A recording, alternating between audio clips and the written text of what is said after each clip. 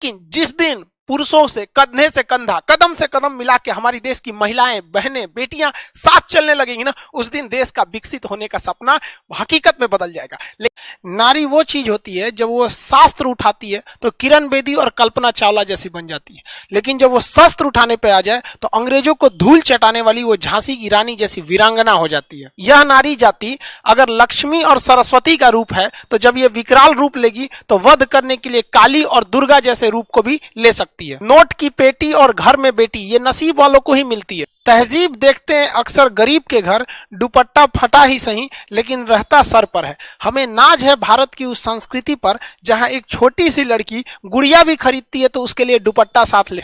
इस कछुए को देखिए, ये अपने खोल से बाहर आ गया। इसको लगता है कि इसे आजादी, फ्रीडम मिल गया, लेकिन इसे एहसास ही नहीं है इसने अपनी एक सुरक्षा कवच खो दिया।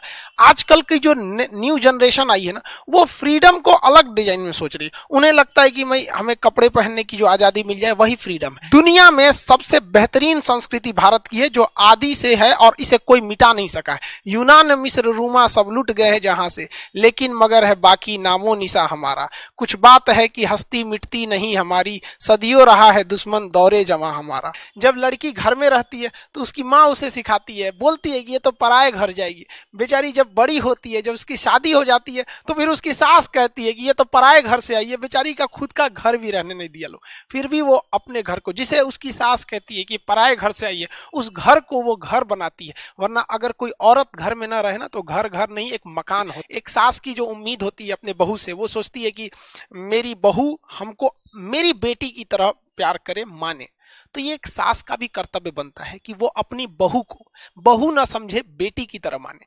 रिश्ते दोनों ओर से निभाए। देखिए, जो कमजोर इंसान होता है ना, वो बदला लेता है, और मजबूत इंसान जो होता है वो माफ कर देता है, लेकिन समझदार इंसान नजरअंदाज कर देता है। तो जिंदगी में बहुत सारी चीजें आती हैं जहां हमें दूसरों की गलतियों को नजरअंदाज करके चलना होता है, क्योंकि रिश्तों को समेट के चलना। और पुरुषों की सोच देखिए, आज महिलाएं को कहते हैं, जब पुरुषों की सोच देखिए, 1947 में देश आजाद हो गया, सारा कुछ हमारे पास आ गया, और पुरुषों को लगता था ये देश को आगे लेके चले जाएंगे। 1947 से 2021 आ गया, अब तक ये लोग देश को उतना आगे नहीं ले जा पाए। जानते हैं क्यों? क्योंकि इन्हें लगता है ये अकेले देश को खींच ले जाएंगे।